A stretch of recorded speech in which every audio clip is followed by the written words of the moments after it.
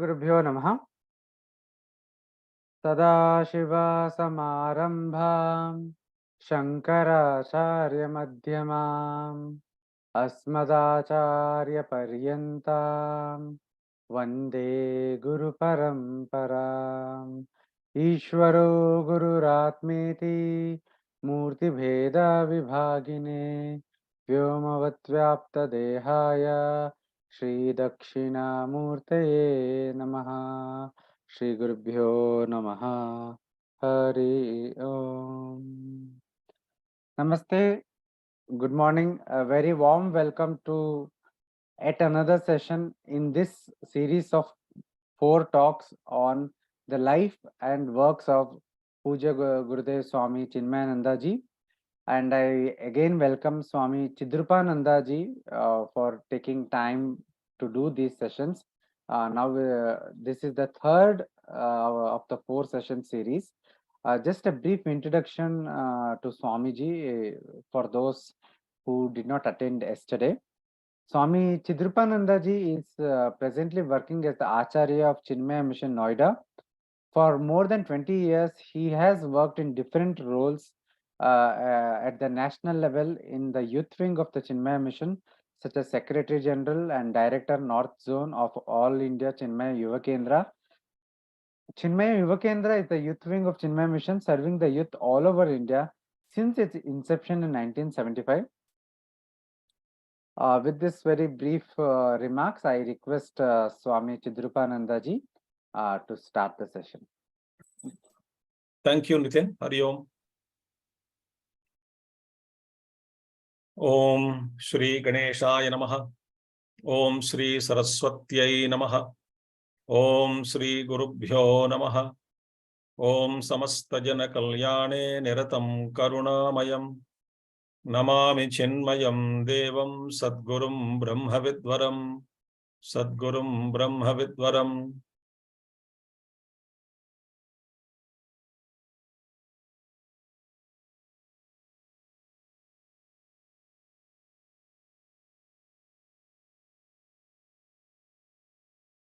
Hari Om. Yesterday, we were studying about the Pujya Gurudev's life up to. In the first session, we saw Gurudev reach Shivananda Ashram. Then from there, he moved up to he was sent to Tapon Maharaj. And Gurudev started with Panchadashi, then all Upanishads. And Gurudev stayed in Gangotri also along with Tapon Maharaj. That's life in Gangotri. Very in nutshell we saw. And in 1950-51, in that period, Gurudev's desire to take this knowledge across the plains, to spread this knowledge, that became stronger and stronger day by day. It grew day by day, becoming stronger and stronger. And we are also seeing the great stories of Chattambi Swami Mahaswamigal, and Swami Shivananji Maharaj, and Paramaguru Swami Tapon Maharaj. And we also saw how Gurudev stayed in Swami Yogananji's room in the beginning, when Gurudev went as Balan, and Yogananji was senior to Gurudev in Sannyas Diksha, but younger in age. Here I would like to, one more incident I would like to add in the life of Swami Yoganandaji.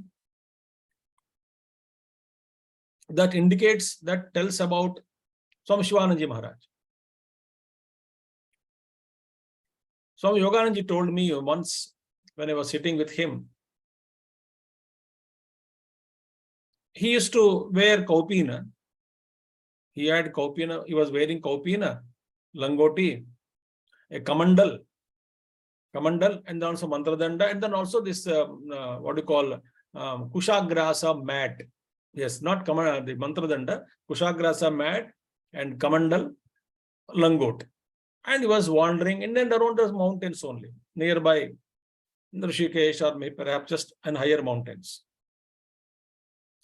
Still in the Shivananji ashram only. When he went there, when somebody, some Mahatma, someone, some sadhu, like, somebody appeared. It means he came out and then he saw him on the road, in the mountains. That Mahatma asked Yogananji, I believe, I want that Kushagra mat, give me. Swamiji was carrying to sit and then to meditate somewhere. He said, that's okay. He gave mat. I also want that kamandal. I don't have any kamandal with me. Please give me that kamandal, which they carry that. Made up of wooden, and then the mostly they make up made up of the coconut sometimes, and very beautiful they make wood. So that was also given. So Swami Yogananji was telling me, so I gave everything whatever I had, and he was having stick in the hand to walk. That also he took. Then the other man, the man appeared there. He asked, "Wo bhi de do," Hindi mein. Give me that also. What is that left now? Langoti. Copy. Then Swami Yogananji said, it seems, no, that I cannot give you. How will I go to ashram? Rishikesh, I am alone now in the mountains, so I cannot give you that. He said, okay, and he went away.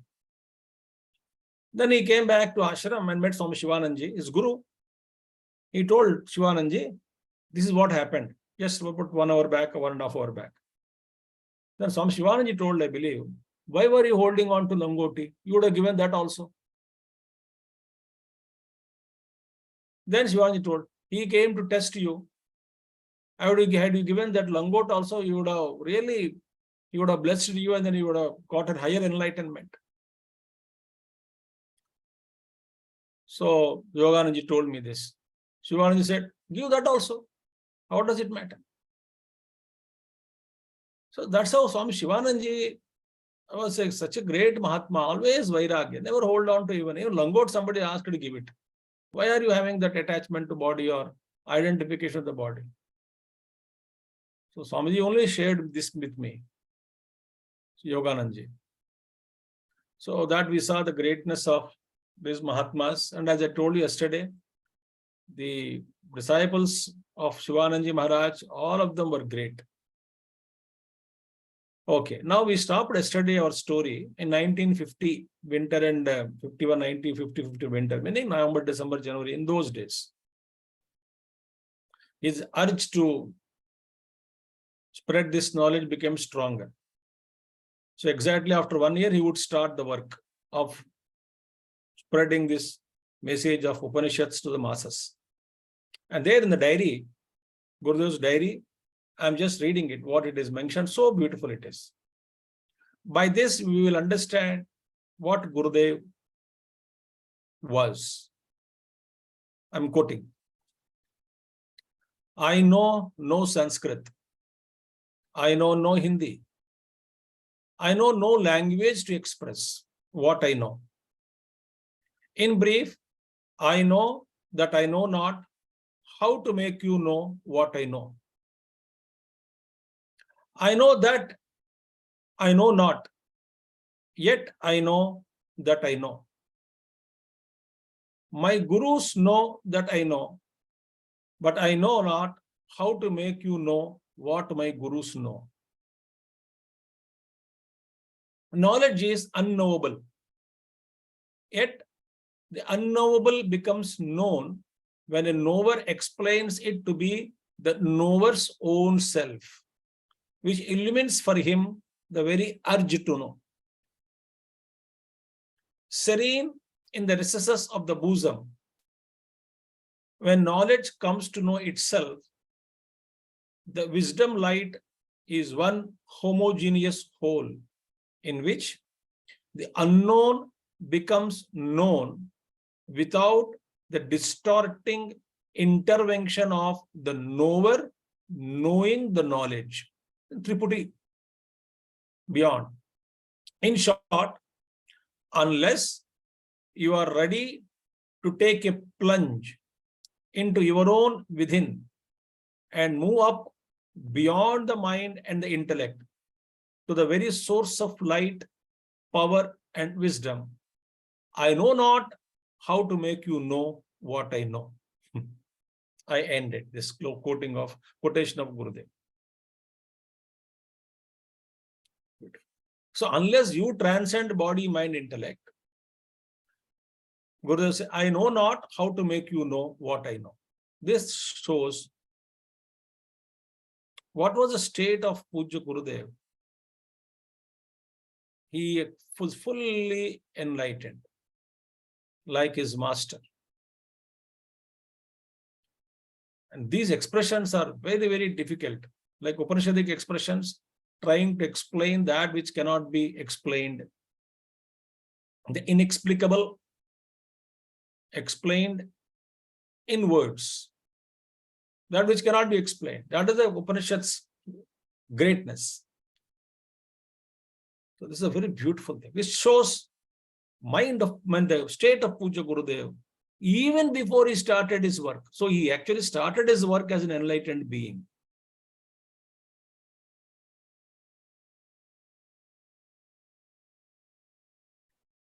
Okay. Now, he moved on to 1950s over, 1951. In the end of August 1951, Pujya Gurudev went on another tour of India. In that tour, Gurudev mentioned, once the people say that when Gurudev was asked to go by a tour, he never begged any food. Food used to come to him, and Gurudev wrote somewhere I read very clearly, when you beg without revealing your identity as a beggar, a sadhu beggar. And the Gurudev said, in that yatra, the ego will be finished off. Why? You are not protesting, you are not, how the ego reacts. Oh, I am MALLB, I can speak English, I am well read, I'm from a well-to-do family, but then I don't understand. But then people give, Gurudev said, they obnoxious looks, is it obnoxious looks of the people. Somebody would honor a sadhu, somebody will cast a bad eye. Obnoxious looks. So Gurudev wrote all these things. So in that, such a wonderful way, that's why, the best way is to go on yatra without anything in the money, in the pocket, and just wander as an unknown person to society and the masses. Without revealing your identity, live as a beggar, as a sadhu, and try and test your ego, how it reacts every time. And in October 1951, Gurudev writes a letter to his brother-in-law, Madhav Menon. In that letter, he says, he's already planned to go to Pune. Chinmaya will go to Pune to act as a chief priest in 100 days Upanishad Jnana Yajna from January to March 1952. So it started his first talk, that I will come to that. How he landed reached Pune and all that. So he wrote letter. First talk, he reached Pune. Pune he reached. And Gurudev knew only two people there in Pune. One is, Sushila Mudaliar. And she was a telephone operator. And Gurudev met her in Uttarakashi when she had come to meet Tapon Maharaj. So he got that contact, Sushila Mudaliar's contact in Pune. As a telephone operator, she was working. And another contact was Mr. Gopal Reddy of Hyderabad. He was a devotee of Pujya Swami Shivanandji Maharaj. So he came down with those two contacts only. Interesting thing, my heart, what I feel, I just want to share with you all. After I will tell you what my thought was. But then when Gurudev wanted to go to Pune, those days Pune, first he got a letter from Shivananji to Gopal Reddy. He's from Hyderabad. So go there, he knew. Anyway, Shivananji is a big devotee of Shivananji. So he heard about Chinmayananda also. So with that letter, he reached Hyderabad first before he went to Pune in December 1951. Before he went to Pune in 1951. He reached first Hyderabad. From Hyderabad, he came to Pune. And he reached house of Gopal Reddy. Here's a very interesting thing. And Gopal Reddy's daughter was around 16-year-old Srimati Lakshmi Reddy. She is still alive and she did a lot of work in singing later on, singing Bhagavad Gita during Yajna. She would sing. Her voice was known to many. But she was very young girl at that time and very, what I would say, very, very boisterous and then little headstrong, I would say. Little headstrong, little arrogant girl, little. And she doesn't want her father to invite all babas and sadhus and then all these fellows come and then they sit and then they eat and go. What nonsense it is this? That kind of a temperament she had. When Gurudev reached that door, that house, she opened and father was not there at that time. She opened and said, Gurudev said, I came to meet Mr. Gopal Reddy. She fired him. What nonsense? Kaam dhanda nahi hai sadhu logon ko. And we have found our house only or what? He is not there. He is not in the house now. You please go out. Don't come here. Like that, Gurudev went out. But later on, then the Gopal Reddy they came to know. Yes, he came and sent. Then he ran to station. He was sitting alone somewhere. Gurudev, then he brought him home. And then, he chided Gurudev, your daughter, that please don't do that. I heard that when Gopal Reddy became old, he told Gurudev not to leave my daughter and my family. Please continue to bless. Gurudev said, no problem. I will not leave them. So that girl became very professor in Hyderabad, and then she used to participate and traveled to many countries with Gurudev. She had a lot of collections of Pujya Gurudev's experiences. So that was the first incident. From Hyderabad, he had to go to Pune. So from there, then he got a ticket done to Pune, railway ticket, and then he left. Now here I am just telling. So the first yajna in 1951, Pujya Gurudev, this is my opinion, my thought I'm sharing with all of you. As though this is my thought I'm going to share. He went from Hyderabad only, for Pune. That's what we hear about it. And from there, Pune was launchpad and it went all over the globe. And then 42 years he traveled. And in India, last Gita Jnana Yajna, the last Gita Jnana Yajna, 7 days talks that normally Pujya Gurudev used to conduct on Bhagavad Gita, and morning some special text. Last Gita Jnana Yajna was in Hyderabad in 1993 from 7th May to 13th May. Later on, he moved on to our Siddhabadi youth camp, and then he flew to America, and then he conducted some talks there in our program, and then he left the body there. So within India, the first Jnana Yajna in Pune, to that place he went from Hyderabad. As though circuit got completed, he concluded in Hyderabad as a divine plan. Jaisa lagta hai, he concluded the entire Yajna in Hyderabad only. Formally, the Gita Jnana Yajnas ended with Hyderabad Yajna.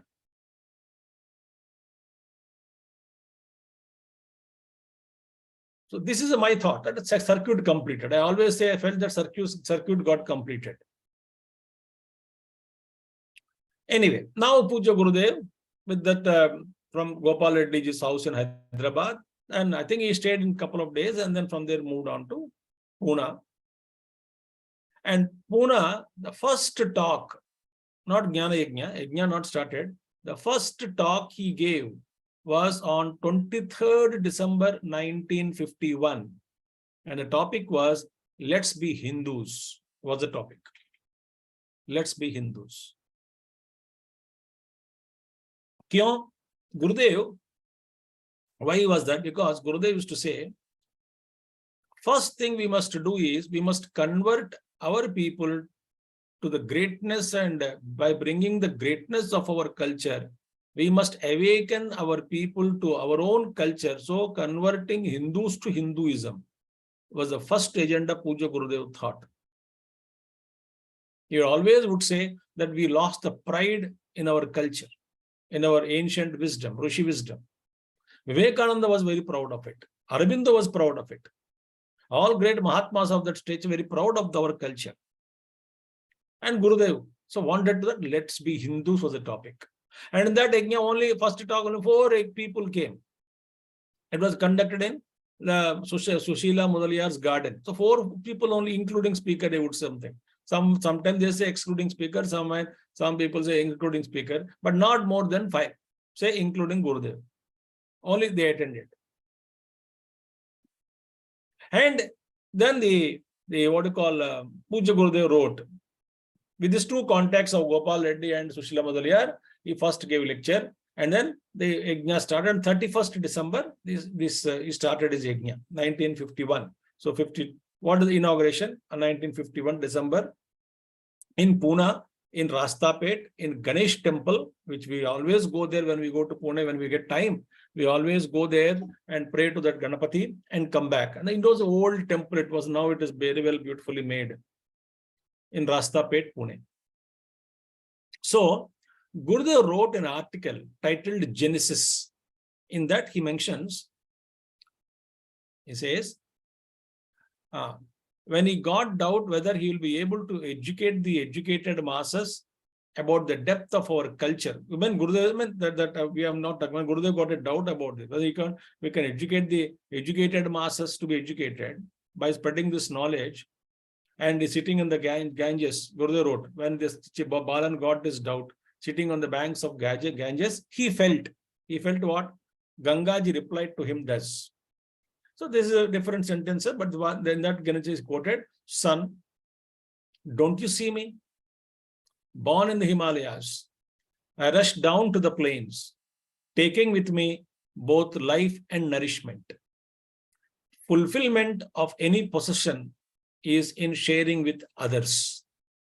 So it was Gangaji's inspiration, Pujya. So Gangaji looked, and Gangaji message as though Gangaji was speaking to Pujya Gurudev, because Gurudev was apprehensive. That can I? These are the so-called educated, suited, booted, quoted, and then the impact of Western things have started already.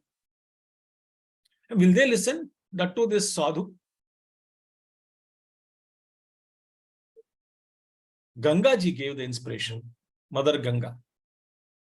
I am rushing down towards the plains. En route, many obstacles come, but then I am not bothered. I will reach Ganga Sagar. My destination is Sagar. I am reaching it. You also can reach. So why don't you see me, my dear? Why don't you see me?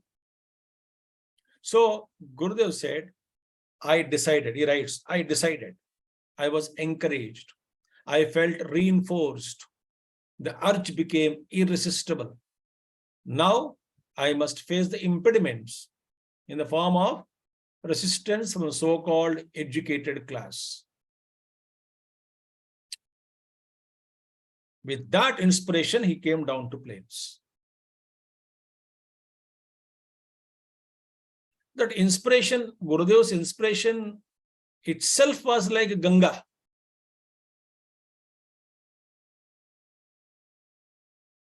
Dashing. As though surmounting all kinds of obstacles en route because of the flow of this, the current of velocity and the current of the Ganges. Here Jnana Ganga, irresistibly flown from Pujya Gurudev's heart. So then Gurudev reached Pune, in Rastapet temple, small temple it was. Even now, if you see a small temple, in those days, still it's looking, now it's all, nowadays, no plastered gate, all banaya, acha banaya.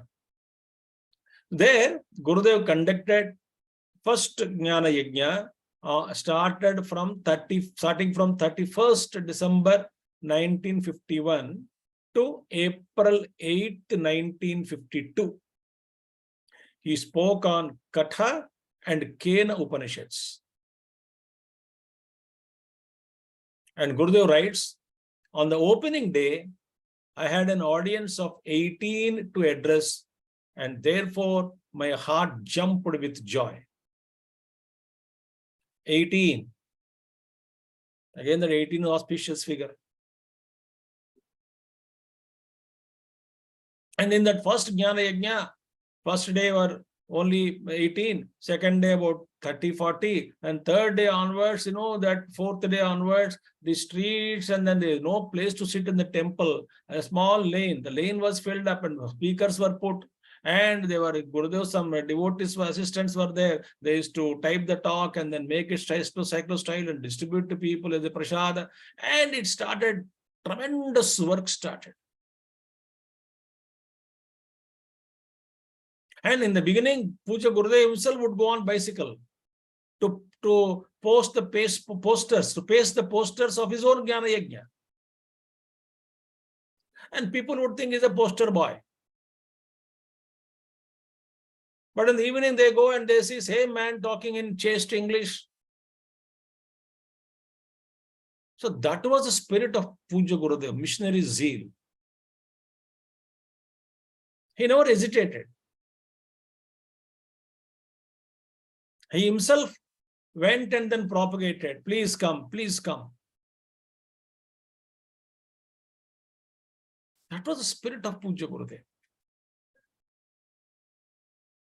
So then this news spread, and then people were very happy. And then afterwards, in April 1953, second Jnana Yajna was planned in Madras. After this Yajna, second Yajna, people approached Gurudev. Gurudev, why don't we start Chinmaya mission? Gurudev said, please, I am not interested, because he remembered his Guru's words. First jaoge, the world will catch you, you will get caught up. So Gurudev remembered. He said, Mahaprabhu, I don't want. And these devotees also heard one or two lectures of Gurudev. When second that Yajna, they started teaching Vedanta to Gurudev. They said, Gurudev, Chinmayam is not your name. Why should you think it is your name? Chit plus Mayam, Chinmayam. It's a pure knowledge it is. So mission based on knowledge, it is called Chinmaya mission. So after long persistence, Gurudev yielded. Okay, reluctantly agreed. And thus, Chinmaya mission was formed in Madras that time, now Chennai, on 8th August 1953. So when I was in 2003 in Chennai, I was posted there, working there in Chennai. We had celebrated that 50 years of the birth of Chinmaya mission, formation of Chinmaya mission. Movement is from 1951, but mission formed in 1953, formally. And it was then slowly, it branched out. So many invitations, then Mumbai. Then it just went across all over the country. Eventually, it branched out to many, many centers and countries on the globe. Right? And after Madras, it was in Delhi. Yes, Delhi. Delhi, Gurudev came to Delhi, and then Delhi he conducted Yajna. In those days, Gurudev would conduct Upanishads, 100 days Yajna, Mandukya Upanishad, 100 days. exhaustive step by step in English, and people used to come with rapt attention. They would listen to this Mahatma's exposition on Upanishads. Because that English language, the charming personality, even to see the pronunciation, explanation, logical. But after Delhi Yajna, after that, in course of time, Gurudev polished all those things, and then he started how to communicate the message of Upanishads in a particular way, in a systematic way. In fact, Pujya Gurudev had developed his own language of communication, communicating Upanishads in English. That which all of us are used to now. All the monks of Chinmaya mission, we are all used to that kind of that like expression, that language, what he developed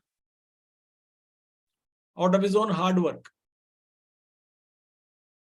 And then, because the demands were increasing, people were inviting Gurudev everywhere. We want you, we want you.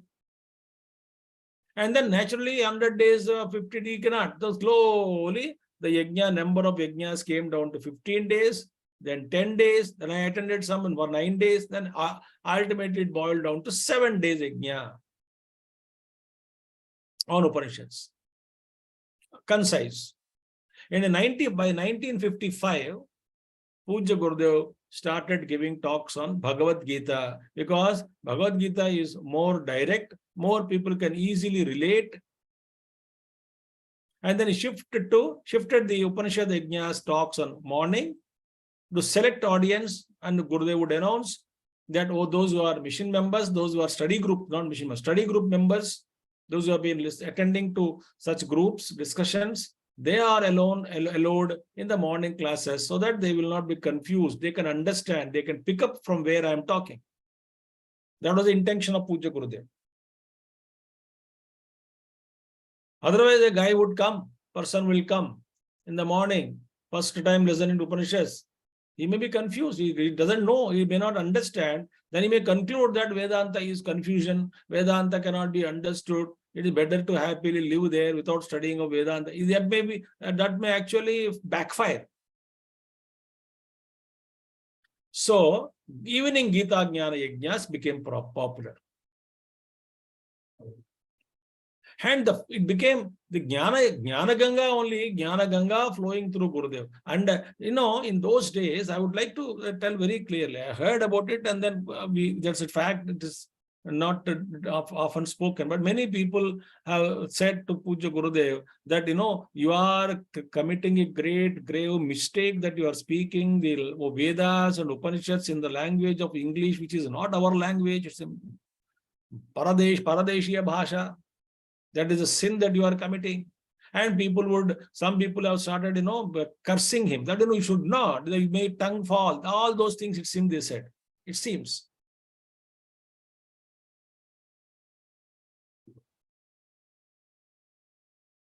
But Gurudev never bothered. Somebody wrote letter also to him. Please stop speaking on this. Speak only in Sanskrit or Hindi or Indian languages. If you're stuck up with your own, but how will this will reach to people? Because the English is now the language of communication across the globe. If you want to reach the masses with this message of Upanishads, if you only stick up only one language, how is possible? So Gurudev ignored. My job, my mission is to reach this knowledge to the millions across the globe, all people on the globe. As I told him, Dalai Lama was telling Gurudev, you are very restless. He said, yes, I am restless.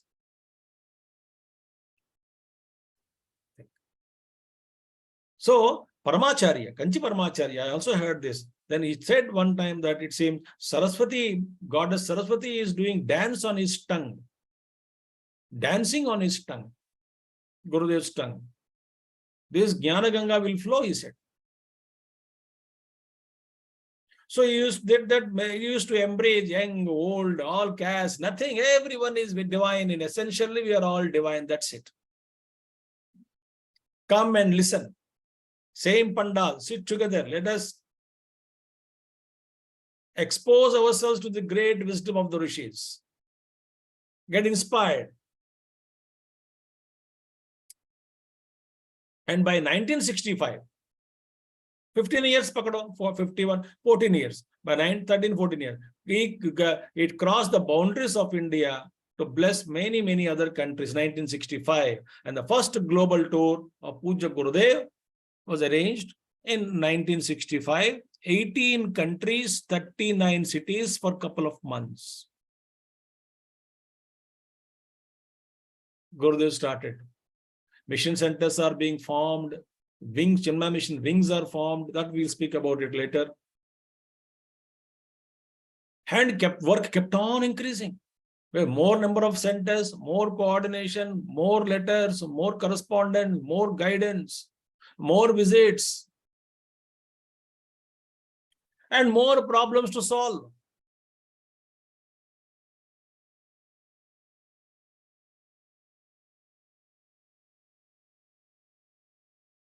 And in those days, Gurudev's talks on All India Radio on art of man making were popular. They were so popular that, anyway, they reached everywhere. And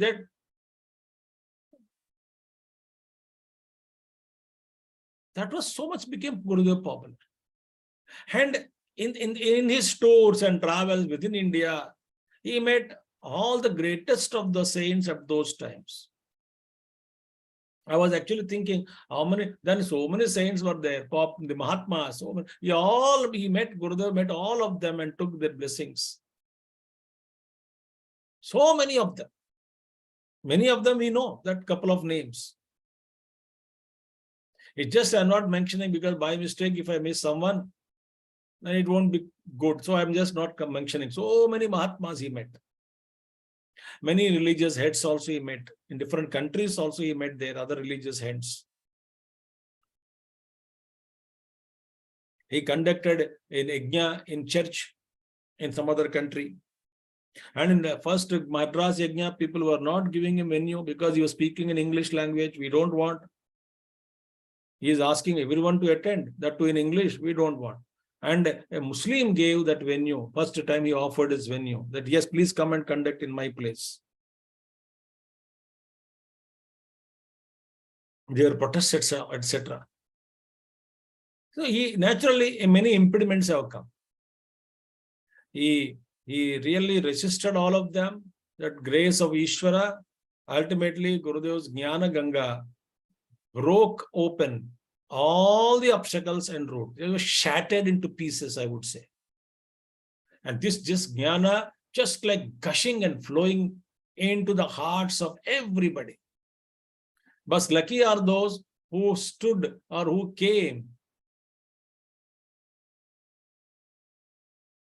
in the direction of the flow, who came into that and influenced by the flow, touched by the flow.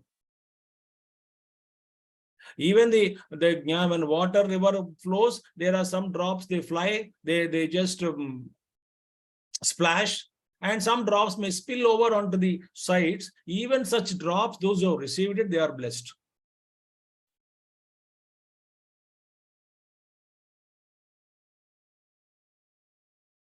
And many of us, right from our senior monks of mission you take, and many devotees are there.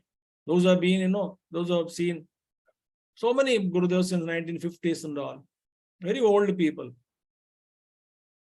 And our own the monks are there, many devotees, they all will tell this, that they experienced the presence of the divine presence of Gurudev, and how much we used to get charged in his presence.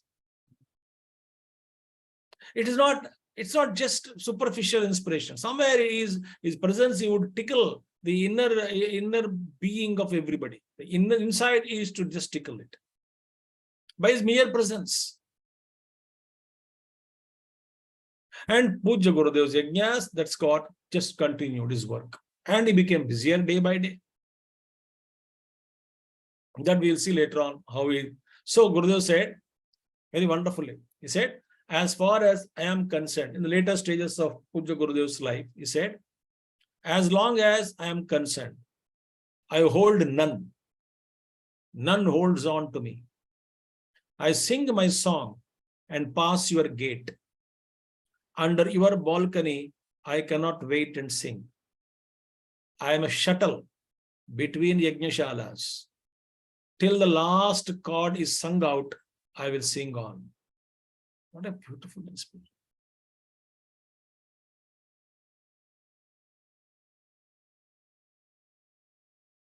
And he did it like that. That's why we got a book also in He Did It. Book name is He Did It. All about Gurudev, with many pictures, etc.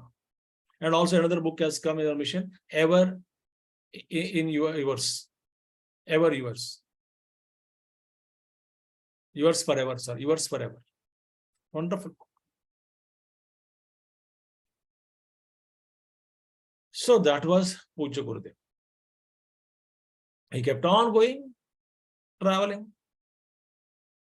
And as I said, coming back to Tapon Maharaj in 1955. So Gurudev started, he got less letters.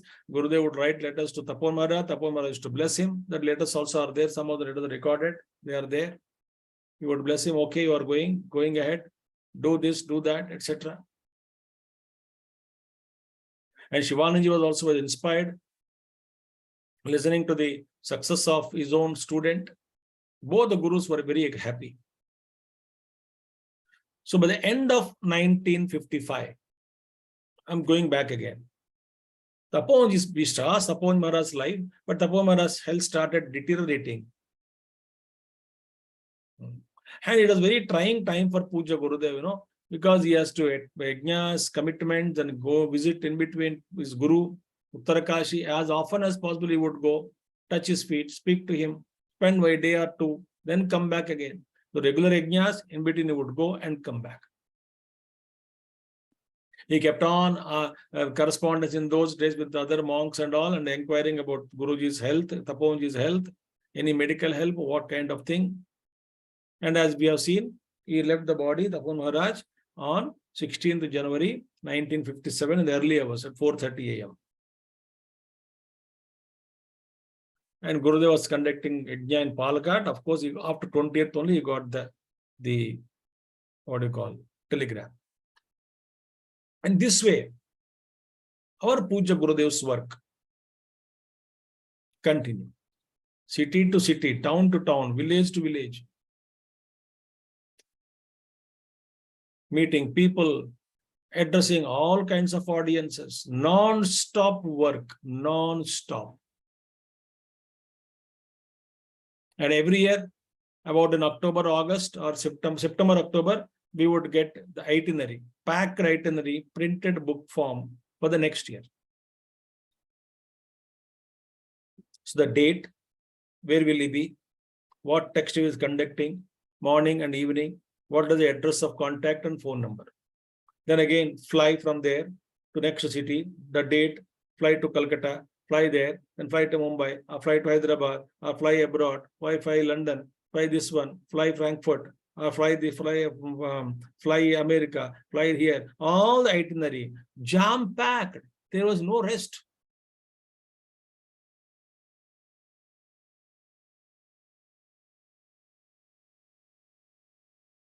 So it is actually a unique instrument of the Lord.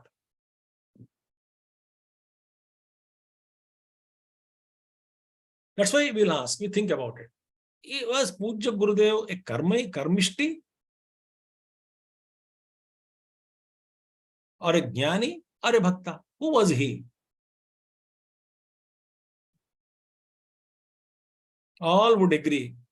All the three are in acme of perfection in him. He was a great karma yogi, non-stop. Food different, water is different, flights, travel, exertion on the body. Mahakarma yogi. Jnani, already we have read that. Unless you transcend M and I cannot let you make you know what I know. Mahajnani Advaita Acharya.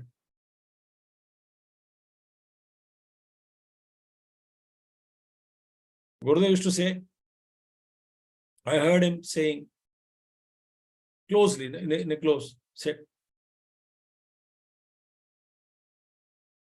Advaita alone is a solution for all problems of mankind. Why? There is no conflict.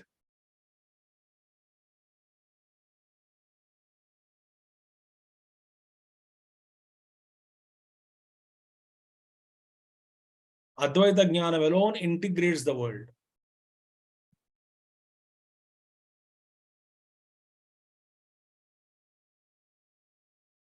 So that's how he lived, taught, non-stop. So therefore, Jnani, Karma Yogi, Jnani, and Paramabhakta.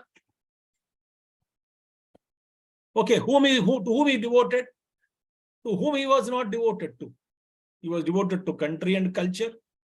He was devoted to Rishi Parampara, Rishi Jnanam. He was devoted to his Guru, devoted to Lord.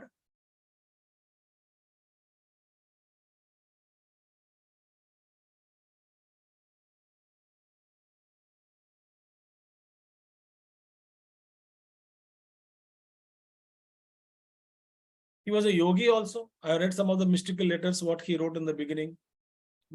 Mentioned when he wrote his letter to his mother that we will meet astrally. When I'll carry with you, I carry you all. You all will be with me during my yatra. When his mother passed away, I was with her whole night yesterday.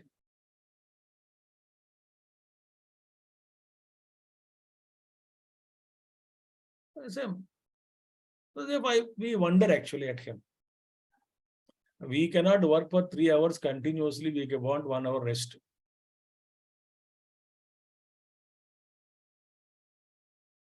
Unique. So then he established school. That I'll come to that point. Mission work later on. We'll see how his work spread. His schools, colleges, he established ashrams, different wings of Chinmaya mission. It is just, it's a ocean. That was Gurudev, and Gurudev's work was continuing. Continued till 1993. Now we will go through some sentences from Gurudev's letters, some paragraphs. Okay. Gurudev writes to one of his devotees. He said, instead of falling for the Guru form, fall for his ideas and ideals. Hinduism came to this pass because of our hanging on to the Guru personality, then the Shruti that he interprets for us.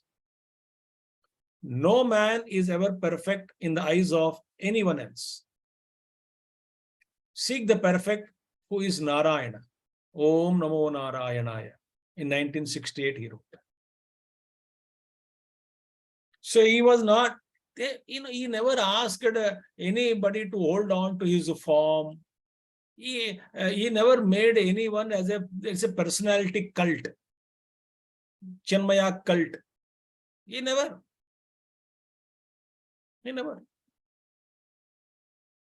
Gurudev, he said, no, I don't hold on to anybody, and I allow anybody to hold on to me, that hang on to me. That also he did not like. He always would say that I am the pointer, and the pointed is the Paramatma, the Narayana, your own self. Reach the pointer with the help of the pointer, but don't hold on to the pointer. He never, Paramaviragi, I tell you, Parsita Prajna. So many people were trained under him. Somebody would say, I will leave you. He said, never mind, go. So many monks have left, doesn't matter. So many devotees have left, doesn't matter.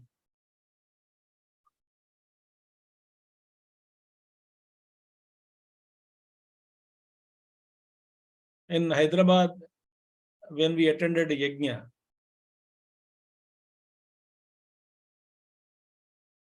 A huge crowd, and then Gurudev spoke on 13th chapter of Gita in the evenings.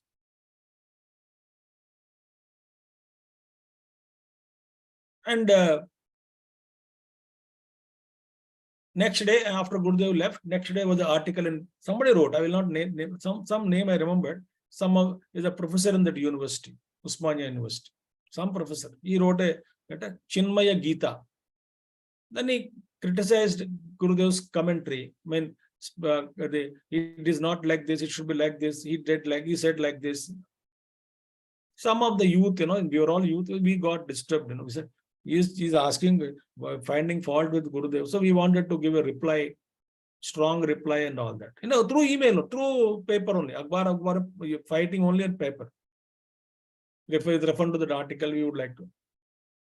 But somebody said, no, wait, Gurudev is coming back here for after 3-4 days to catch flight again back to Bombay. So that time we can meet and ask Gurudev what he wanted to say.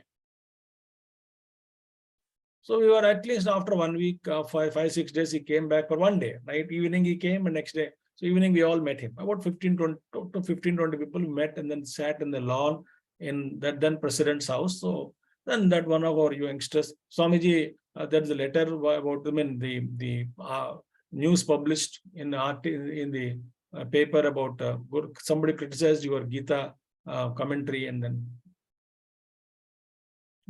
oh yes, somebody told me. Then should we write a reply and all that? Then no need, he said. Then he said, I am happy that he read Gita. See, the one, I am happy he read same thing. I was there very much. I am happy that he read Gita. And then he closed his eyes and said, mine is experience and his theory.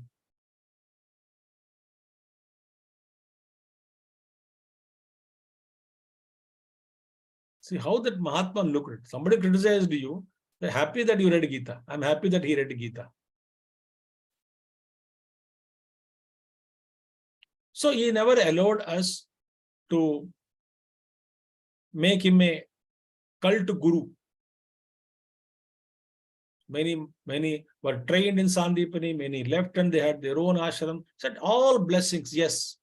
He always would say, what will you do after leaving me? Anyone, whether you are a monk or non-monk, after you leaving, you want to work for society. Even what will you do? You are so much gain knowledge. You cannot do any other work. So you work only this way. Ultimately, the entire humanity should be lifted and uplifted.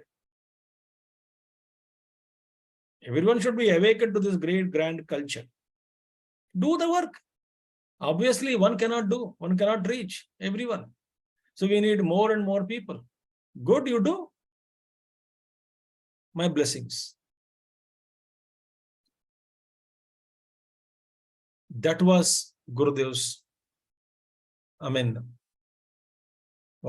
thought. And Gurudev writes another letter to another devotee. I am not one of those gurus who need his disciples ever to remain disciples. I want my elder spiritual children to become fathers of my grandchildren.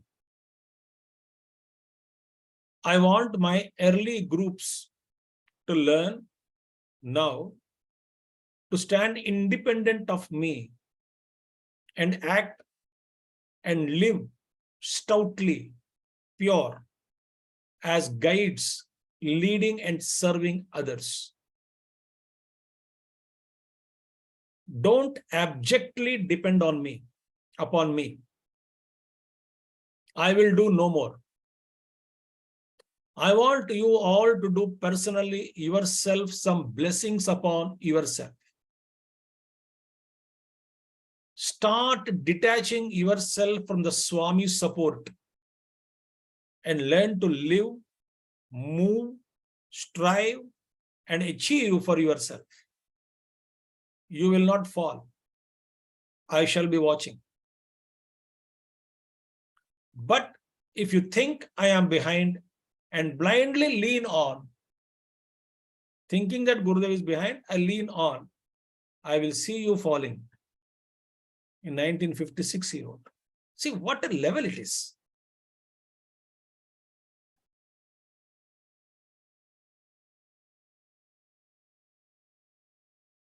In one house, one lady came like that, and what I'm sharing with sometimes and what I heard, what I saw. Like that in our mission, so many Mahatmas are there, so many sadhus and monks and non-monks, and then devotees, senior devotee. If you touch them, each one of them is in themselves a big encyclopedia of information and incidents and quotes and their experiences with Pujya Gurudev. It's unending. He touched millions of people.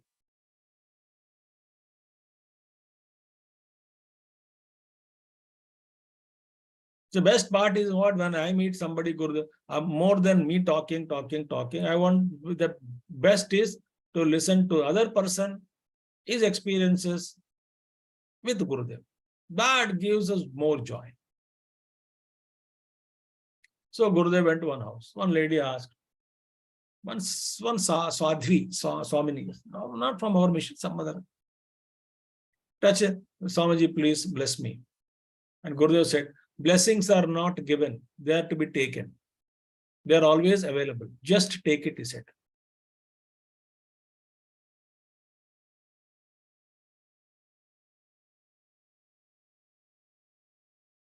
Here is a great master who says, don't hold on to me.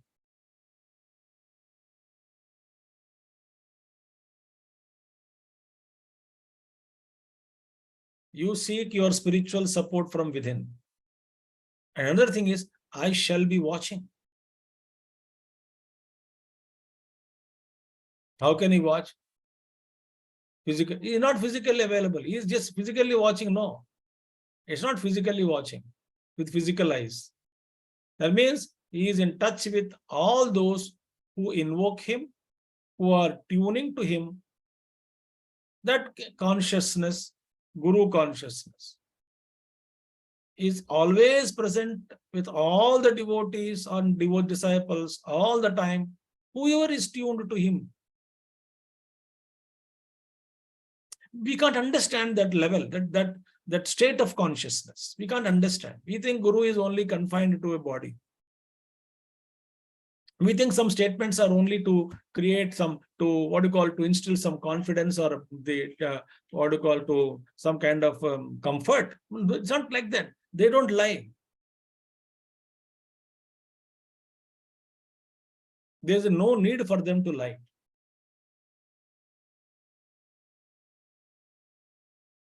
See that.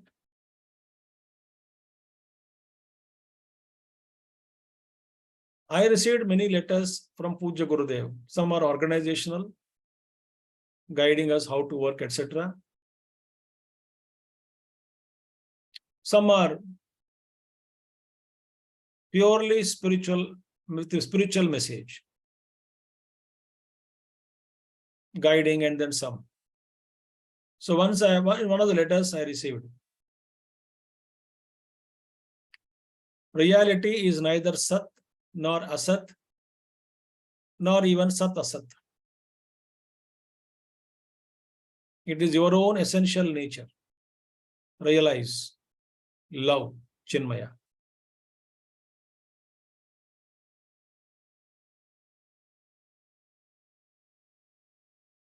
So when I receive such kind of letters,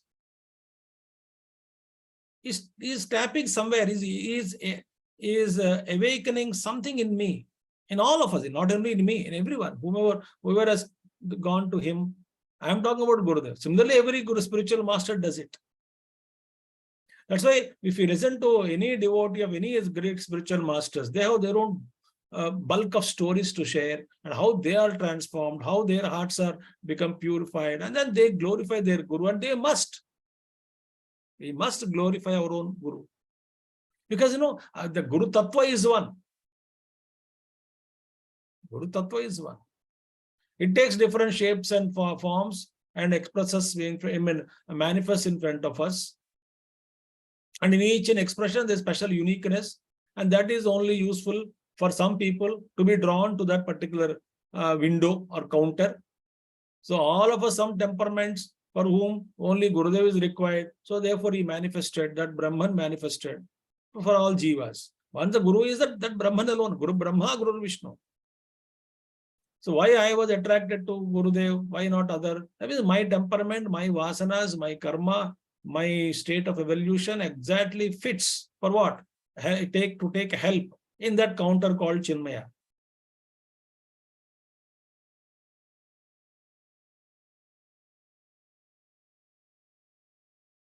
And Gurudev writes in another letter, 1968. He writes, devotion to teacher, acceptance of masters, faithfulness to rishis, reverence of Mahatmas, all are advised. And it is diligently practiced in our tradition. But unless the student works out herself, her own redemption, who can help her? The path of spirituality is a lonely one. Each must strive himself or herself. Think. So Guru Bhakti, first of all, we must accept any great spiritual master. And our own Guru, one's own Guru, we must accept. This reminds me one statement of Gurudev, which I heard in 1988 when I was in Siddhabadi attending a camp of Pujya Gurudev on Vivek Chudamani. And Gurudev was expert in what? He will tell some statement, some important statement he makes, and he makes us forget immediately because he is very good at, immediately taking you out of it some other point and somehow he makes you that magic. I was listening and then to it, one sloka I didn't remember, but this sentence of Pujya Gurudev. Gurudev said, see that, don't mistake that expression. That time there's no personality there. Even any acharya, any spiritual teacher, those who are tuned to their gurus, I'm talking of irrespective of organization. Organization, nothing. I mean, organization, I'm not talking of organization. Organization, any organization, any guru you take, any guru. The moment you tune to guru, that means you are not there. It's just guru who speaks. And guru is above everything. So guru speaks through us. So Gurudev said that tattva speaks through us. So Gurudev said, we the Mahatmas are ever ready to mold and shape you and lift you up on the spiritual path only if you are available for. He said, mold you and lift you and shape you only if you are available for.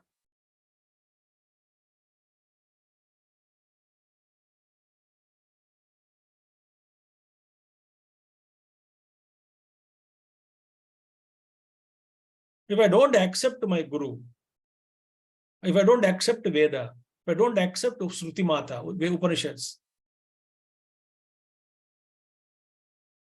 I'm closed. So nothing can come into me. Like, where there's no air, no sunlight, suffocation. No air, no sunlight. And the flower, what will happen to it won't unfold. It is in a bud condition, it gets just dried up and then just falls. There's no chance for the flower to unfold. Why? There's no fresh air, no breeze, no water perhaps, and no sunlight. So when I'm closed all my heart's windows of the heart, doors of the heart, what does Guru can do? Guru's rays will come up to the heart and go back. So reverence of Mahatmas are all advised and directly, diligently practiced in our tradition.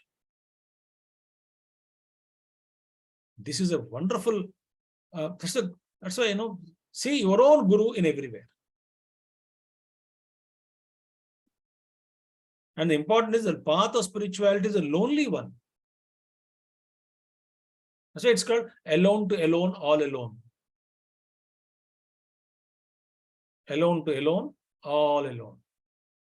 That's why Shruti Mata says, Kshurasya dhara nishita duratyaya durgam patastat kavayo vadanti.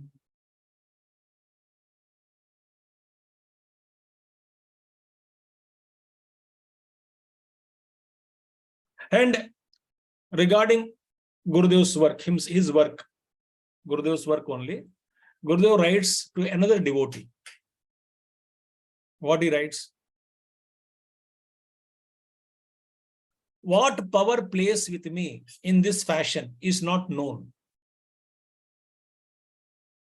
And what is its plan for the world? I don't know. That's meaning. Personally, I have nothing to gain or lose by this endless work. And yet, I work on. When will it stop working through this worker? Question mark. Why worry? Let it fulfill its plans through this. What else can this demand in its existence?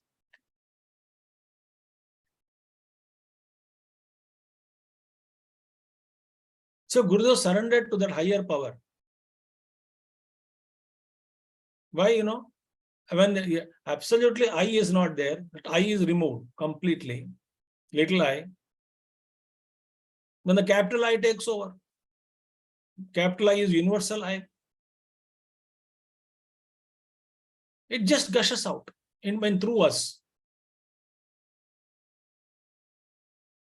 And how that power is playing, how long it plays, why should I worry? I'm just witnessing inside. Let it go on. Let it go on. Let it go on.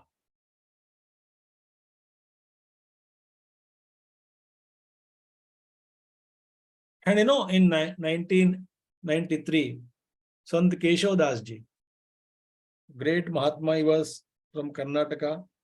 He also left body, singing, saying Panduranga, Panduranga, the bhajan, kirtan in Visakhapatnam on the stage by singing God's name. He was a very, very, very beautiful Sant, used to sing bhajans also. Singing, Sant Keshav Das Ji dropped the body.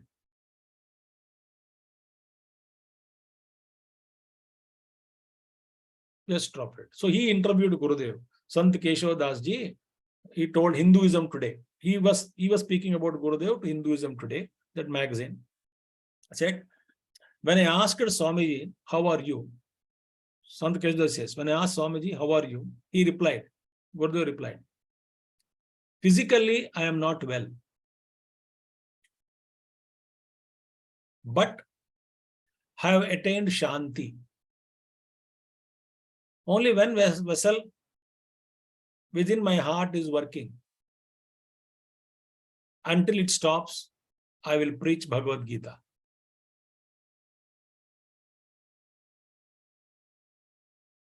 Meaning, how he has used his physical body.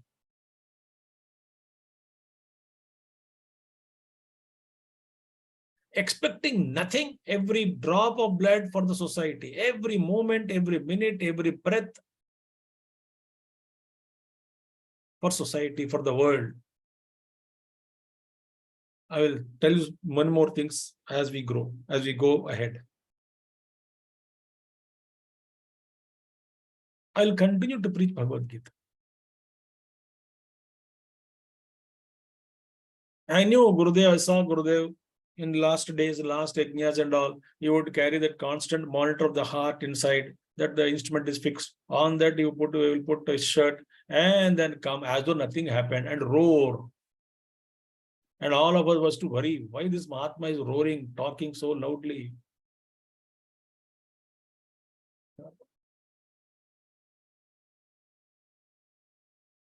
That was Pujya Gurudev.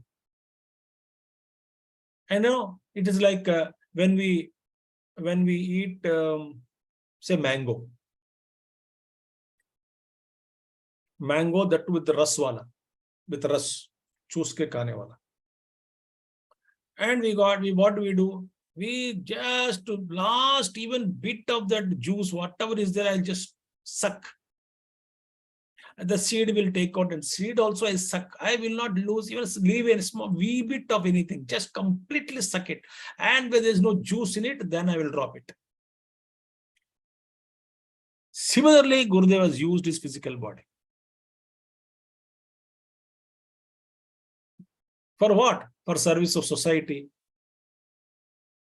for the revival of our culture. Anyone who is working for this great grand culture, he has only one thing to say: blessings, my blessings, continue, all the best. That's it. And Gurudev, in his own words, in another place, he says, as much time and effort as it takes to master any profession in this world, that much time and effort it takes to gain self-knowledge. Be sure to apply yourself single-pointedly and with diligence. What more can I say? Should I say? What more should I say? Should I say? I have said all that is to be said, all that can be said. I am standing at his gate, waiting. I can enter any time I wish, anytime I wish. But I'm waiting for you all to come with me.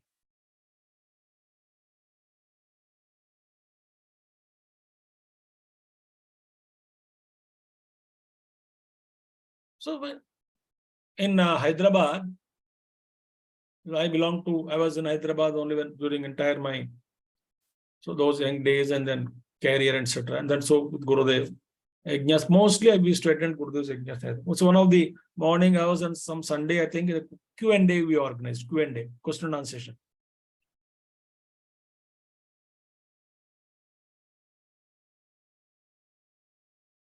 I asked one question there.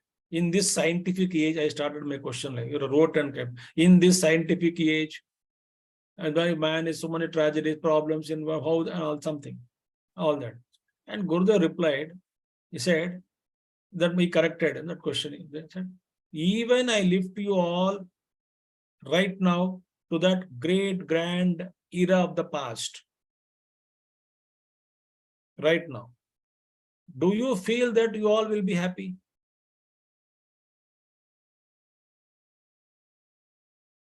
So Gurudev said, age, the time goes on, but it is the quality of life and values that matters. And in that Q&A only, one question has come to him. Are you realized?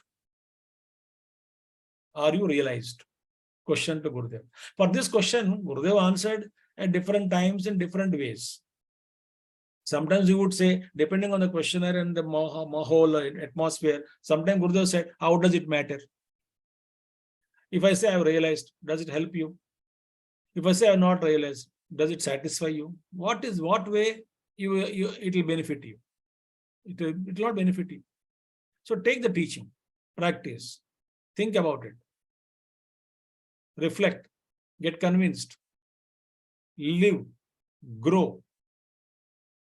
So that way he would answer. But on that day he had answered.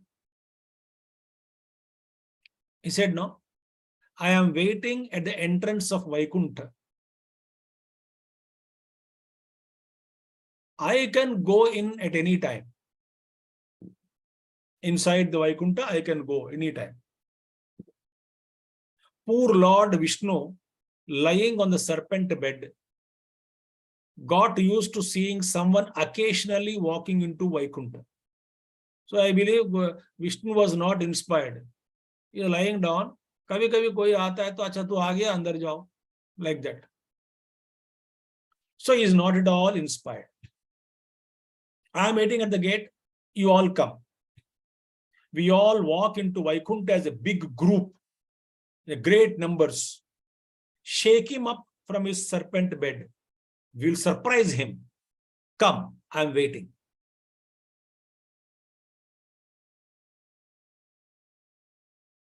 Many times Gurudev said, I am waiting, meet me in meditation. Somebody said, Gurudev said, don't go to peaks to meditate, but go to the peaks in meditation. Don't go to peak and meditate, but go to peaks in meditation. Go to peak in meditation.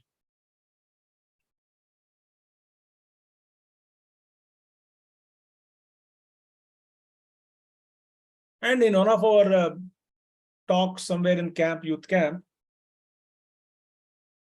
Gurudev told in 89, 89 ending, mein, when we met Gurudev in Mumbai in a youth camp there.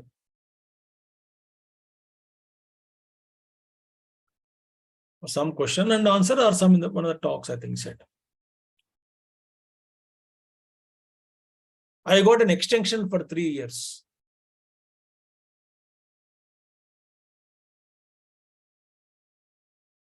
Stating that time is short, in the sense, and implying time is short, you should all learn more, come up like that. And another interesting thing happened, which I was also morning, I was seeing that again to put the correct sentence. I remembered that sentence as it is, but I just want to correct, then I corrected 1 or 2 words, added words extra. So I referred, and then what happened in 1988? Gurudev was not well, became sick. He was in Calcutta. Then he went to Jamshedpur for some session and then came back to Calcutta and then he held some youngster session, etc. And one day, and so and so date, he felt discomfort in the chest. So Gurudev wrote, he changed his positions on that day, because nothing happened. Gurudev wrote afterwards, because we all got the news that Gurudev became sick. So unable to bear the phone calls and telegrams and enquiries, how long Yamani? So he wrote a beautiful thing, just a reminder, a beautiful letter, and printed it in Tapon Prasad magazine so that everybody will read. In that letter, he mentioned this. So that day, I was discomfort. Night in the midnight, I changed my position, but not no benefit. And then in one position I changed, then it was comfort. Then 2.5 hours I suffered like that. Next day, so and so doctor came and asked me to take pills so and so all the time, etc., etc. And then in the end, he says, the so and so pills are to be taken till I get out of this theater of this work. And ultimately, in the end, the paragraph ends. And then he says in between, it was a mistake up above in the secretariat. They corrected it in 2.5 minutes of their time, which is equal to 2.5 hours of our time. So somebody was wrongly plugged in. That's what Gurudev mentioned. And then ultimately, the last sentence he said, a unique drama, just to remind me that it is time for me to pack up and leave after a full life, good and satisfying service to the Rishis of yore.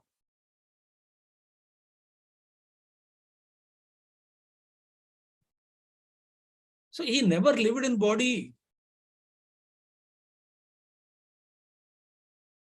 A Sitaprajna. One whose prajna is firmly established in that understanding or experience that I am Brahman. See, friends, I tell you,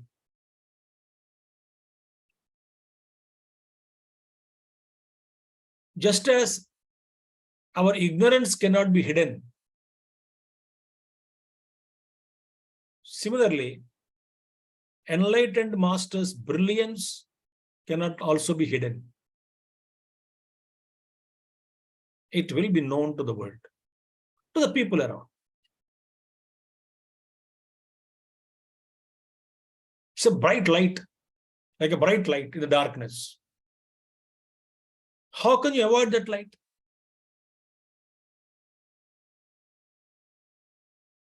So any awakened being,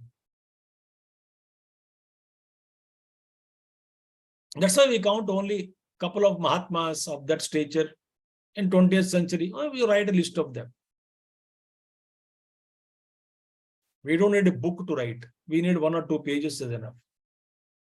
1 page is enough perhaps to write the names of such stature. So Gurudev's work, inspiring everyone. I will talk about the wings later on. But he never left anyone, right from the child to the old. The range is so vast. And he was equally good. Good means best, great, fantastic, fabulous in teaching to children, youth, mothers, study group members or middle-aged people, vanaprasthis, old people, college students, all professions, corporate world.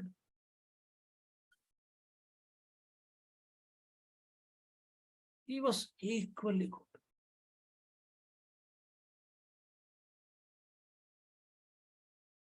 Not that I cannot address this audience, I can only address this audience only.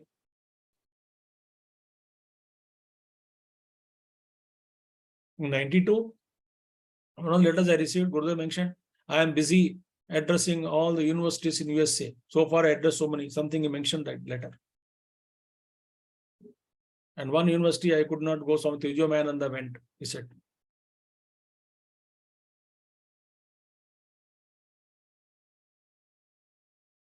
And his Vakshakti was powerful.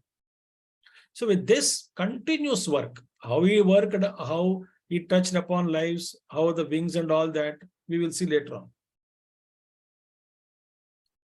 Like this great master had touched upon, touched the millions of lives all over the globe.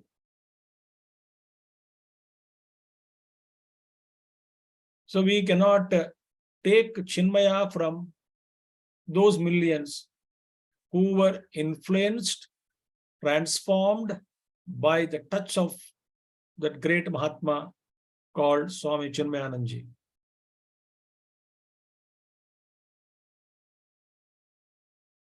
His touch was enough. His look was enough.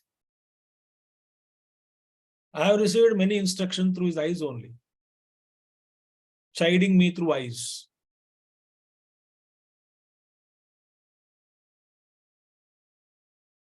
So the unique Mahatma he was. Actually, he was unique. Now in July 1993, he was cut. I told you, 92-3, we had a youth camp in last Yajna in Hyderabad in May.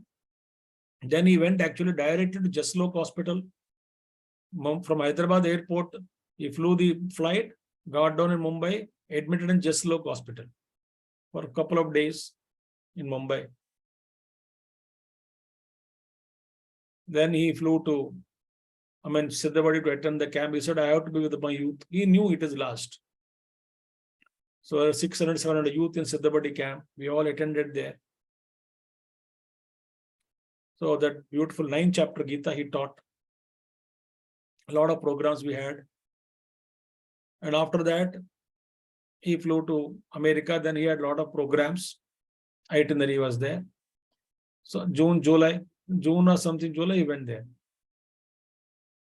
So then in July 1993, he went up then from itinerary. Then he flew to Chicago as per itinerary. Then he conducted a Jnana Yajna there in Chicago. Then he conducted a camp in Krishnalaya, where Chinmaya Mission, PSC. And then in Washington, D.C., as per schedule. Many things Gurudev revealed that, but we need not talk all those things. And there he was taken ill. So we got the news also that he is not well and all. But he flew to San Diego, en route to Los Angeles, and then in San Diego, he had to be hospitalized. Then Gurudev attained Samadhi on August 3rd, 1993 in San Diego, USA. So that great Mahatma's life came to an end. Now, what about Gurudev's books? What did he write? He said, Gurudev, approximately Pujya Gurudev wrote 100 books, not less, because he was constantly traveling, lecturing, writing letters, meetings, taking care of construction work, so much of work, all-rounder he was. Many people used to wonder, he was an architect? Like that. And 39 commentaries on Upanishads and other texts he wrote. 520 Jnana Yajnas he conducted. Jnana Yajnas of not 7 days in the early days, it used to be 100 days like that, any Yajnas. Anyway, 23 national Jnana Yajnas he conducted, where many people attended, and national spiritual camps he conducted, both together 23, and 3 international camps he conducted. So I was also blessed to be in the 3rd international camp in Cochin in 1988 December. I was blessed to be there with Gurudev. We were all there. There, me and other boy got a job of being security guard to Gurudev. So we were really thrilled to be with Gurudev all the time. That was a great job. We were given a special scarf. Be with Gurudev. That's it. And just control the crowd and all that. Around so many people came from abroad, all those hundreds of them. It was a great grand. I think if I remember correctly, I don't know how many hundreds, but a lot of people came. Plus evening yajna from general public. So 3 international yajnas he conducted. And many Vivek Chudamani camps were very popular in Siddhabadi. Bhagavad Gita camps were popular. Whole Gita he taught. So like that, 42 years non-stop, non-stop service. There's actually no question of, okay, rest. No, but the rest also recuperation, to recoup from ill health. They also used to write the, all this things supposed to be in the rest. He will go to Uttarakashi, rest. But then what he will do? Write on commentaries, some books, etc. He never rested actually.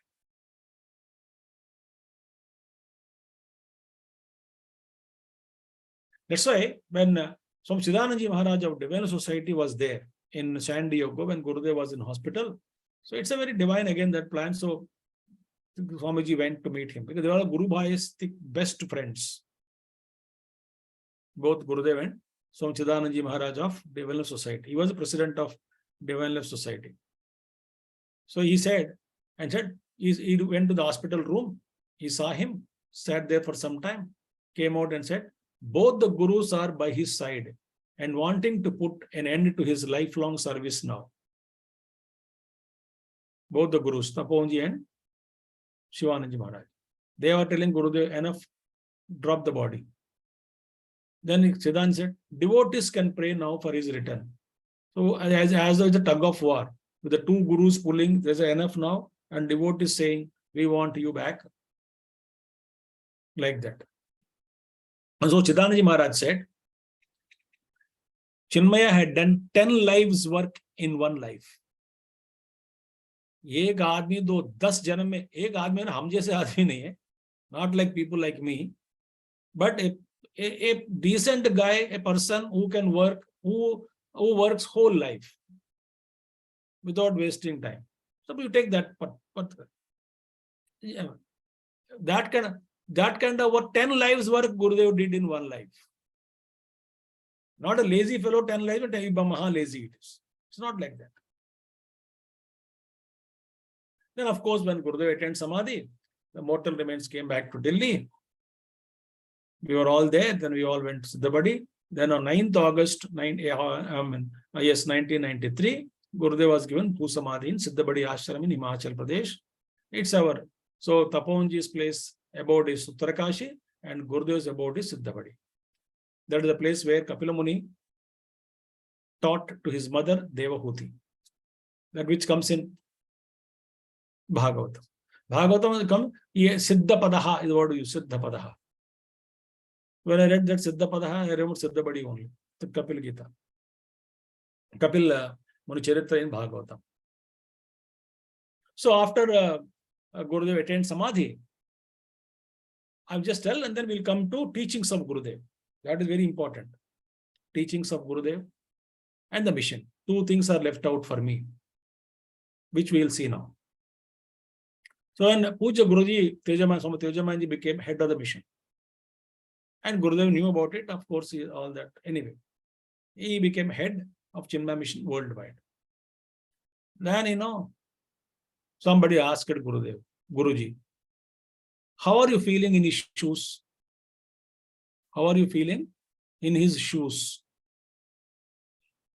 In Gurudev's shoes. Mahabhakta Guruji also, great devotee only. Devotee to Pujya Gurudev. That's it. Guruji said, I am not in his shoes. I am at his feet.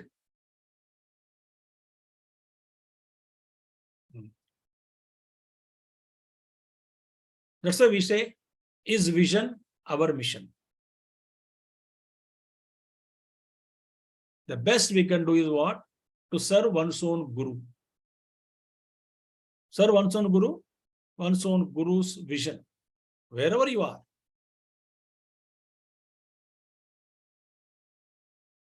What mission you can do? Only serve that culture, the Sanatana Dharma. That alone we can do. That's why I say, even somebody go out of mission or because of any reason, whatever reason it is, what they will do? Gurudev said, again you serve Lord, serve society. Like Chinmaya, Tapon Maharaj is a seed, Chinmaya is a main trunk, and then Shaka, Upashakas are so many now, my God, which we need not talk about it. But this all, and all of them are blessed by the Guru Parampara only. Pujya Guruji, Swami Chinmayananda, gave one formula to all devotees of Gurudev. The best way to remain humble. Otherwise, somebody will say, oh, I knew Gurudev since his birth. Out of inspiration, they don't know what they are talking also. Some Josh. Oh, Gurudev ko unke bachpan se main janta hu. Kya kaha? You are born recently, like, how will you know him? Right? That, no, I'm sorry.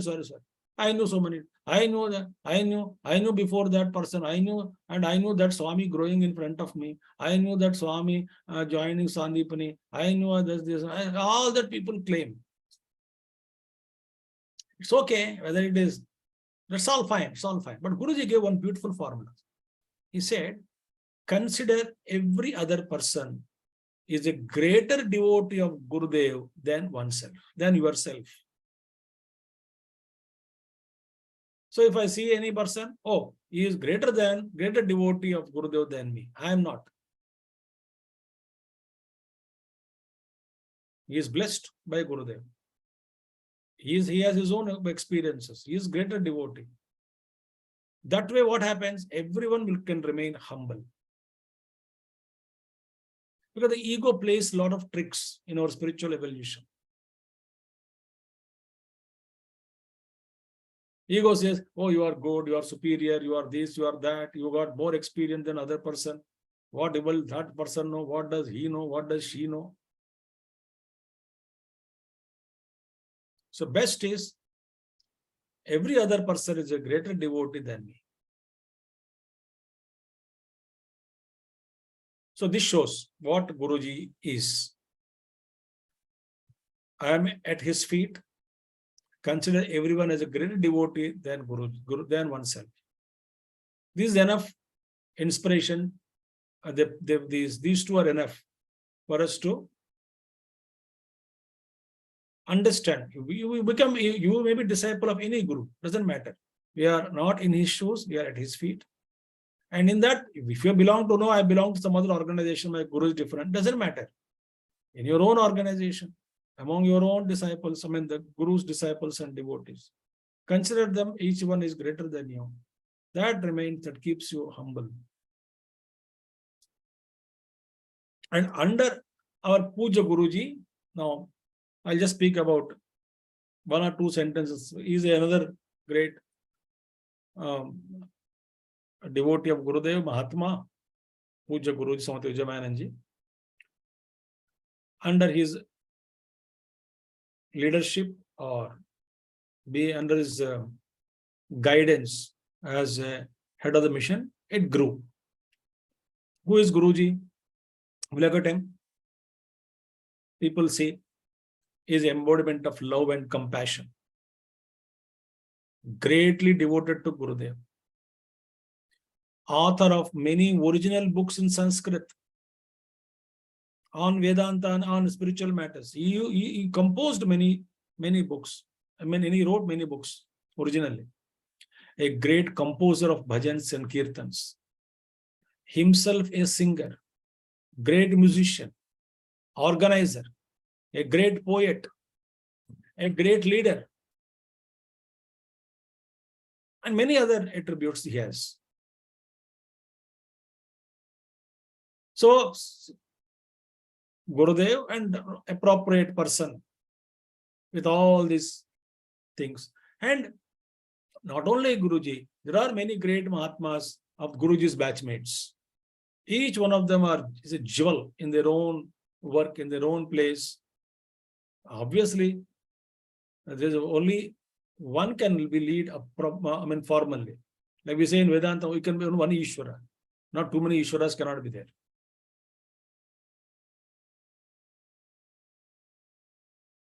So all these great Mahatmas, all Guruji's batchmates, and then subsequent great Acharyas have come. So there were Guruji, and also Guruji toured all parts of the world. And Guruji worked tirelessly for 24 years as head of the mission, from 93 to 2017. So when he was at the age of 66 years, Guruji handed over the, reins to Swami Swarupananda, torch to Swami Swarupananda, head of the mission now since 2017. And Guruji is there conducting Vedanta class, Brahmachari classes and other satsangs online now, and also visits occasionally, but is staying in Mumbai and is continuing his work and blessing and available only for suggestions. Withdrew. There's a beautiful way Guruji should not holding on to that post or anything. He handed over any training everyone. So now Swami Swarupananda is now taking, and of course all acharyas are there, all sevaks and sevikas are there in the world, every mission center across the world, they're all doing their best. Whether it is, if you say while you are conducting class, also it's difficult to hold on to children, to hold children together in a beautiful way. To handle youth is equally tough. To handle different temperaments and study groups is equally tough. So every work, when we have to handle different minds, it's always tough all over the globe. Because munde matir bhinna. हर एक खोपड़ी में अपना अपना विचार, अलग अलग विचार है. So that is how this mission is growing. Now, Gurudev's teachings. That is beautiful, best part. I will begin with 3 stories of Pujya Gurudev, which I like. There are many stories. Gurudev, master storyteller. One story we will see today.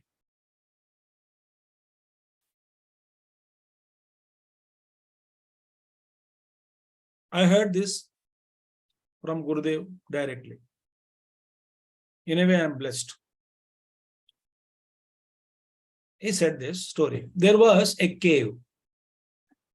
And the cave is so big that, it runs into many, many square kilometers or square miles. Such a huge cave. Where in that cave, thousands of people are living. Thousands. And in the deep cave, they don't know the meaning of light.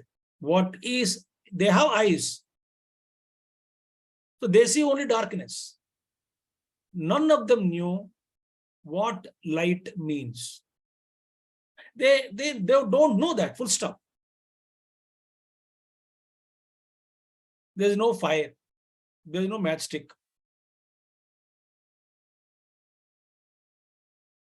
But a huge world it is, in the huge cave. And they have been living in that cave generation after generation. They may be hunting animals in that cave, whatever big cave, big one, very big one, so it may be there. I don't know how they survived. Then that they used to survive there. And one youngster wanted to know, how big is this world? The world in which I am living in. They all started, they used to work only with the blindness only. Because the eyes are open, but they can't see anything. There's no light. Pitch darkness. So this person, youngster, a youth, or a middle-aged man, started, so he started going to the walls of the cave and then started searching how big it is. Let me give a big round of it and then let come, whatever it is, let me shape of it. So this. And in that searching, he found a small tunnel. He didn't know at that time what he was doing. He thought he was an extension of the cave only. It's a part of the cave. But when he entered into the tunnel, the roof is so end, sometimes he would hit the head, bleeding. Once he came back, unable to venture it forward, then he gathered courage. Let me see. So he knew. Few meters he went. So he ducked himself and then know where the stone was, boulder was. So he went. And then thus he started walking, falling somewhere and finding out and turning and somewhere in between, squeezing in between big boulder and stumbling upon that, and then again hurting himself, again standing and again duck himself, lying low, sometimes crawling. Ultimately, where is that it is leading to? So in that cave, he started walking and walking and walking and walking. After a long time of walk, something first time he came across, which he didn't know what to call. He saw the first ray of the light, small ray of the light entering into the cave. Somewhere after walking so many miles. Obviously that so many turns it took always. Obviously it took so many turns always in the cave, already in the cave. So many turns he took already. So then the moment that ray comes, experience was something beautiful. But he started something called seeing first time in the life. What is seeing? Something is experiences. Oh, I'm seeing, I'm touching. I used to touch, but now I'm seeing what I'm touching. He was inspired. As he walked further, the path became clear. No need to stumble upon, no need to hit the head somewhere, no need to search for turning, what it is, no need to crawl. He knew what is to be done and he started walking fast, and then he came out of the cave and suddenly a vast expanse of sky, space, blue sky, clouds. You don't know the names now at that time. I am telling you this. The sky, the clouds, and the trees, and the birds, and then greenery, and then grass everywhere on the ground, plenty of trees and breeze. Oh my God, all this world opened up. And no end for his joy. started skipping and jumping and dancing and then singing and then screaming and, oh my God, rolling on the grass. This joy knew no bounds. So this is what is this and what? He forgot days. Many days he was lost himself in that joy. And he was lying down on the ground one day, grass, so beautiful, looking into the up and then in the sky. And then he suddenly remembered the cave, pitch darkness, people living. They don't know what is the meaning of light. He felt compassion. He said, okay, let me bring them out. He was so charged with inspiration. Let them not live in the darkness. This is much more beautiful area. Let them all live, come here and live. So let me go inside. Out of compassion, he knew. Now walking where? From light to darkness. So as long as the light was there, he was able to walk. And then darkness started. The darkness, light becoming dimmer and dimmer, and then dim, and then darkness increasing. Then he knew the path, where to duck and all. He remembered, registered. Somehow he reached and started screaming in great voice that there is something beautiful world which is beyond something called this. You cannot understand. There is something which I cannot explain, but I will take you all to give you that experience, that great land of the beauty, the joy, the freedom, etc. Please come with me. Please. None of them believed him. So pagal kahan se aaya? He was going from person to person, group of people to group of people. Nothing, nobody was listening in the pitch darkness. At last, he got convinced, somebody convinced one youngster privately. Said, okay, I'll follow you. Follow me. Then he was walking and then entering into that cave, the tunnel, cave, big cave, the tunnel. And then he also started stumbling. And this man is guiding. Now he knew the path. So duck here, don't stumble here, climb the wall, rock, turn right, squeeze here, and turn here, and so slowly crawl here. He was telling instruction. And sometimes he was saying, okay, Hanji, yes, noted. After some time, the voice stopped. Why? This guy was so scared of the path, he went back into the cave. The guru was, hey, are you listening? No voice came, no response came. He turned back. He was not there. Meaning, he shouted, he was again came back, caught hold of that guy. By all time, he's bruised himself, and then lot of blood is there, pain, and then hit my head here, and then hit my knee there, and all that scrapes, all scratching. Oh, problem, what nonsense it is. Are you killing me or what? I'm happy here in darkness. What world that you are going to show me with a lot of pain? But he said, no, first heal yourself, doesn't matter. After healing, again he pumped him, gave him his word, said, now let's go. Please, believe me. Okay, promise. Now this time Gurudev said, Guru got experience. He said, now you walk first, I'll behind. I will walk behind you, you walk. Why? You cannot escape now. Guru was pushing him. First time Guru said, follow me, he did not follow. This guy, the Guru was pushing the other person, the disciple, and he was, of course, struggling, but with confidence of the Guru behind. He cannot turn back. Guru is standing there. He pushed him. Gurudev said, Tapovanji pushed me beyond. He took me to the end and pushed me beyond.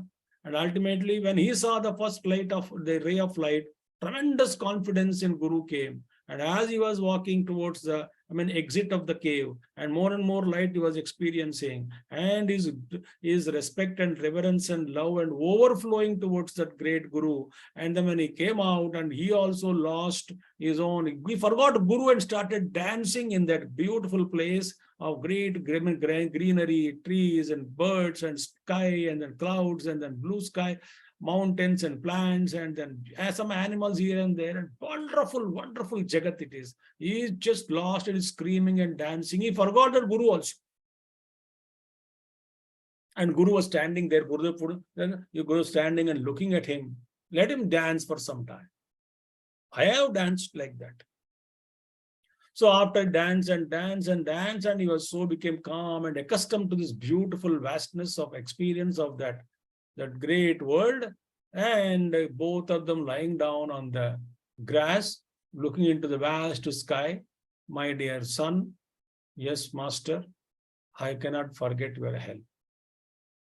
Thank you. But do you remember them in the cave? Yes, yes, yes. Now you go, at least bring one out.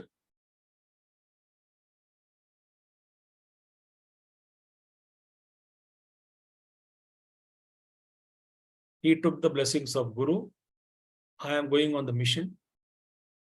Let me bring at least one out. This is the work of the spiritual master. And we are all living in darkness. Unless we awaken to the truth, all of us are in darkness only. And once we attain that state, responsibility is to spread. And so to the extent we are gaining knowledge, Gurudev said, okay, on the path you are, to the extent you have gained knowledge, share it with others. But after awakening enlightenment, Guru said to Shela, go now, you bring one. Shela reluctantly came inside because he had to walk from not tamasoma jyotirgamaya, ulta, from light to darkness. That's called great sacrifice. The great master had called it as great sacrifice. That their sacrifice, so much of love is there. They come again back into the world. In the midst of all our stupidities, they move, they guide all of us ignorant people onto the path. And their mission is, at least one or two, can I make them awaken to the truth? That was the inspiration. Same inspiration Gurudev carried and started this, because it was irresistible urge in him to take this knowledge to everybody on the globe. So I conclude here for today, for this class. And we have 2 more hours only and a lot to speak. I hope we'll be able to complete what I thought of in next class. It's all because of Pujya Gurudev's grace and Guru Tattva's blessings. May that be there on all of us. Thank you. Om Purnamada Purnamidam Purnat Purnamadachyate Purnasya Purnamadaya Purnamevavashishyate. Om Shanti Shanti Shanti. Harihi Om Shri Gurubhyo Namaha. Harihi Om Sadgurunath Maharaj Ki Jai. Swami Chinmayananda Maharaj Ki Jai. Parama Guru Swami Tapovan Maharaj Ki Jai. Samasta Guru Parampara Ki Jai. Thank you. Thank you very much, Swamiji.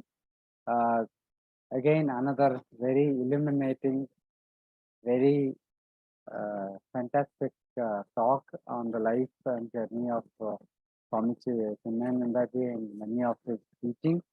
I think the very Shravana of these of Swamiji's life itself is a teaching.